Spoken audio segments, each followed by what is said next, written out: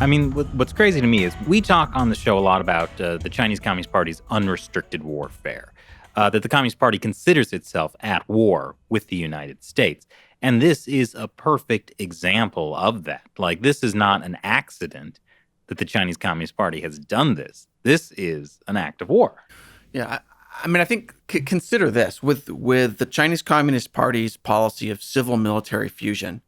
The party has the ability and the mechanisms to tell companies exactly what they want them to do in China, right? So, like, let's say, for example, there's a war over Taiwan, and the U.S. goes to defend Taiwan, and the Chinese People's Liberation Army says, "Oh, well, we don't think our Navy is ready to defeat the American Navy." But they don't have to use that as a tool, because what they can do is the Communist Party can tell all the drug manufacturers that are exporting to the U.S., put this poison in your drug, and you have to do it. And if you don't do it, we'll shut you down. I mean, or even not that extreme. I don't think they just have to stop giving the drug. No more penicillin, no more aspirin for the U.S. Done. Yeah, I mean, even at the level of withholding, it's very bad, but it could be worse, is what I'm saying. And so then, yeah, like basically there's the battle, and like, how does an American defend themselves against this? There's basically no way. You've got 300 million civilian targets in the U.S. that can be affected by this. And then, there'll be pressure to get the U.S. government to pull their troops out to stop defending our ally, or whatever the situation is, because we basically have no defense against, like, it's a death by 1,000 paper cuts. Well, as Rosemary said, like, they basically said, stop investigating the origin of the coronavirus. Otherwise, we cut you off. If you control medicine, you control the world. China controls the world. Geez. All right. And if, we're not going to, will it be conventional war in the future or a biological war? Spreading disease. And we're helpless. This sounds very familiar, almost as if it's already happened. Well, it's right before our eyes. And remember that book, you mentioned Unrestricted Warfare. They laid out the plan for us. This is it. And we're living it. And everybody goes around their business. I was talking with someone who is a close observer on Capitol Hill. And this person said, it's just about, the people working in these companies that are the lobbyists. They're just looking for the best paycheck. And they might say, oh, yeah, it's a problem. But they're only looking out for their paycheck. I serve on compensation committees for a couple of organizations, and you see the power of compensation and those performance bonuses, and that's what people do. Yeah, until they have to have their heart removed because they've had poison drugs from China. Yeah, remember the story of the tobacco lobbyist? This is a guy who, smoked and was a lobbyist for the tobacco industry for many years, and he got lung cancer. And he goes in for treatment at a hospital, and he looks around and he sees all these other people getting, chemotherapy. And he said, well, I guess I put a lot of those people here. So that moment of awakening is really painful. But the problem is, it's one thing if you want to put yourself in a bad situation, but you don't want to take other people down with you. This is a lot like privatizing the gains and socializing the losses. People making money off of, just like the mortgages, selling cheap stuff. But whatever harm there is, or people hurt, we just socialize that. And it's just like mortgages. Give people mortgages they should never have. Then they lost their houses. Families suffer tremendously. So we have this pattern in our society and our economic system when it's abused. Right. But then you're saying because we bailed out the banks with essentially taxpayer money / printing money from the Fed. Absolutely right. We pay twice. People pay twice. Those who lost their homes, their jobs. And then we bail them out. There's talk of a $6 trillion budget for next year with the administration.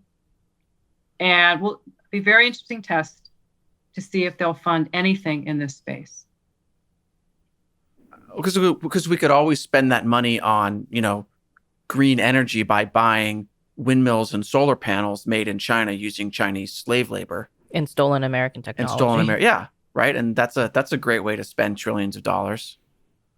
Well, there's a lobbyist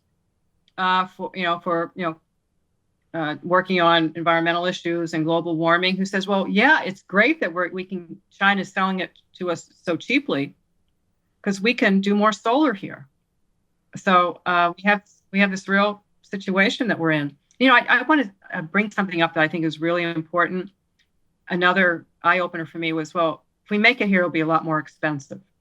So I learned a lot from not the people in Washington, but from the people actually out in the manufacturing plants who make stuff, who do the work, who don't have any voice, who aren't there on any talk show or writing, press releases or lobby notes.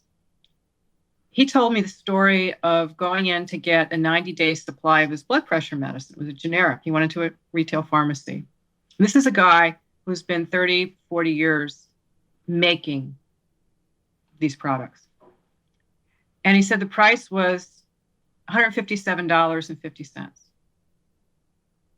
for this 90-day, 3-month supply. And he said, guess how much the manufacturers paid? So I'm going to ask each of you guys, how much would you guess the manufacturers paid? So you're saying that's the retail price, but how much does the manufacturer? How much is the manufacturer, the person making the pills? Like pay for the ingredients? How much would they get paid by the entity that's purchasing the generic from the manufacturer? I'm going to say their profit is 50%. So that'd be about, $75, $80. I'm going to say 25. Yeah, I'll go with that. I said 20. $1. The manufacturer is paid $1, a penny a pill. So you have to ask, where does the other $156.50 go? And what you said earlier about all the middlemen, those are all U.S. companies, some in the Fortune 10 list, skimming off the top. So it's not the manufacturing that's costly. Now, it does take investment. And if we all wanted to set up a manufacturing plant tomorrow to make blood pressure medicine, we would need, $150 million to build a plant. But once you get it up to scale and running and using advanced manufacturing process, you can make it, very efficiently. And if you can bypass all those middlemen. You're bypassing not only a bunch of middlemen, but also the global shipping. Absolutely. Yeah, where's all the climate change people? Imagine the cost and the impact on climate and global warming by shipping all this stuff. And plus, the pollution and environmental regulations are nowhere near what they are here. So we'd actually improve the environment by making these products here. The environment would be improved if we don't work with China. Take that, John Kerry. Oh, God. Well, there you go. So for, I'm thinking about the Pharma Bro guy. Remember Martin Shkreli? And then he got in trouble. He jacked up the price of EpiPens or something. So that was an egregious example that everybody was like, "Oh no, that's terrible." But it sounds like this is happening on a daily basis. Right, but it sounds more like it's not one Pharma Bro. It's basically 10 Pharma Bros, 9 of whom are middlemen, who are all getting a little piece of that at each stage of it, and ultimately. None of the Pharma Bros are really responsible for the quality of the product. They don't care the conditions that it's made in because all they do is their one piece and they get their little profit from it. Is there a way to incentivize big drug companies to manufacture here? Antibiotics and stuff like that? Is there a way to get Pfizer or something?